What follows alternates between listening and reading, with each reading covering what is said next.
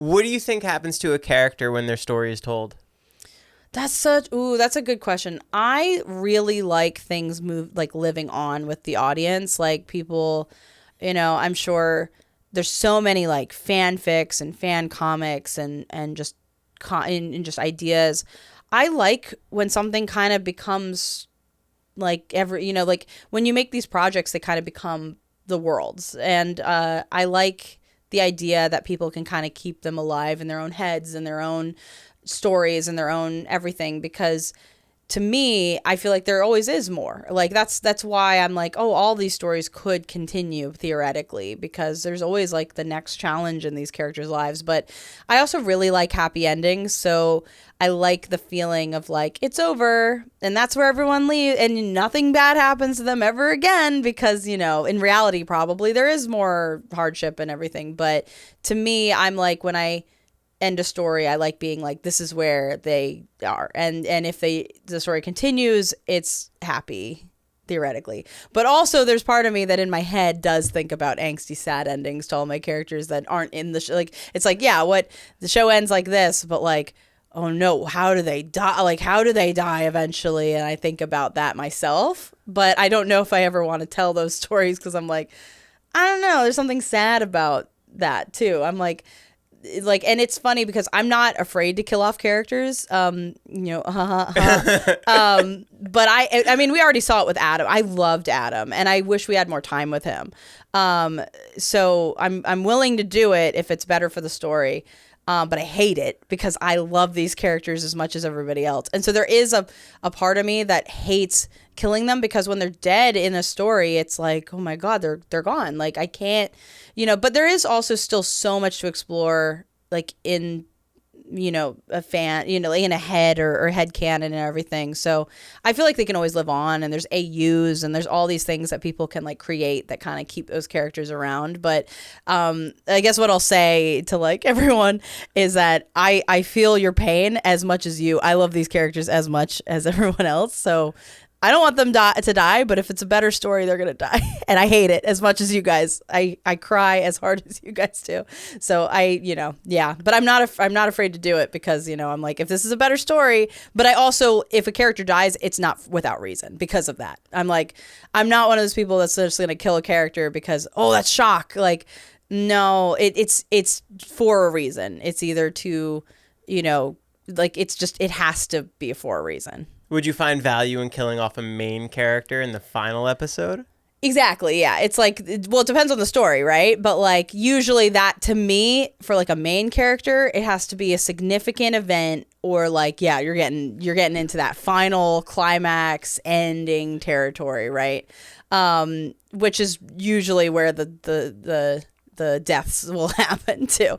So, but it's one of those things where yeah, I love media that's challenging. So some of my favorite shows kill characters and are hard to, like, concepts to watch. And I will say, with helluva though, I will say, to ease everyone's mind, it's harder to kill characters in the main cast because the show is about their development. It's about their change, and the stakes are a little more about that. It's about their relationships. It's about that.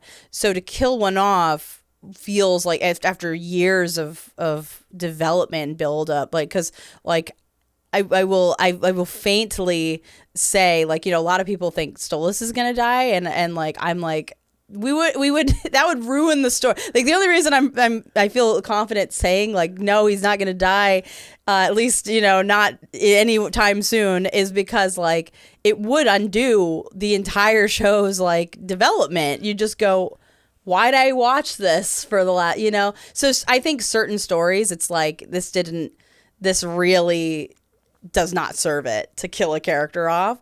But in a show like HAZBIN, where there's there's very different stakes, I feel like it feels more like possible, So again, I'm vaguing around because there might be death in both shows, and I won't tell you who or when or what or how, but it's a possibility. And I feel like people between both shows, we have killed characters before too. So I'm not even speaking about something that hasn't happened yet, but I I think people like know that, and that's why they're like, who's gonna die? I'm like, I don't know. Who is gonna die? I don't know. Is there a timeline for season 2 of HAZBIN? Yes, season 2 has already been written and recorded, and we're working on it. Obviously, I can't talk to it too much, but I'm very excited for it because I don't know, like I love continuing. I love these characters. I love this cast, and I also think like we get to explore things that, you know, because season 1 is done and people like, we don't have to reintroduce these characters. It gives more bandwidth to build on them, and that's what's exciting to me about any season 2. Like the same thing happened with helluva. It's like season 1 was so much setup and also just learning. Like season 1 really was special because I was figuring out what the show would be with Brandon. Like when we first started it's like the growth of the characters has been very like genuine to our growth of like where we want the story to go. Like it started so in line-ish with the pilot in terms of like basic premise. And then as we wrote, like even episode 2, I was like, I really want this episode to be about Stolas and his daughter.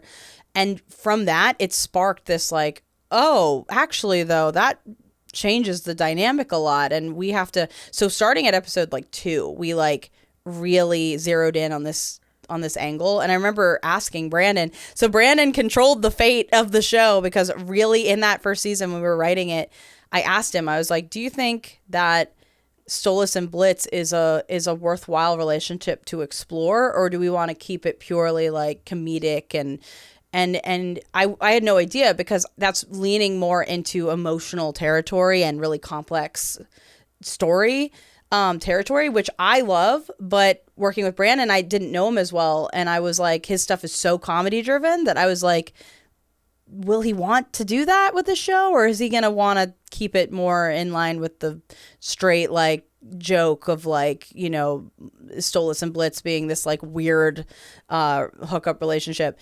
And he was the one that was like, you know, I think that would make sense. Like I think that would, you know, be interesting. And I went, yes, because I wanted to do that. So I was like, yes. And so that changed the trajectory. I think there was some panel where I was like, yeah, you controlled whether or not Stolas would stay like a villainous character or have this really intricate, nuanced story and this like complicated romance between the main characters. And I'm so glad that he approved of it, because I wanted to do it, but I was so like not, you know, I was so unsure of myself, and I was like, well, if he thinks it's a dumb idea, then I'm not gonna want to do it. But then he did, and I was like, yeah, like yes. And so, and I'm so thankful, because it is really what to me became the identity of the show, because it's about Blitz's relationships, and this relationship is so weird and complicated, and I was like, I want to explore that. And so we got to, and it was nice. And I also I really like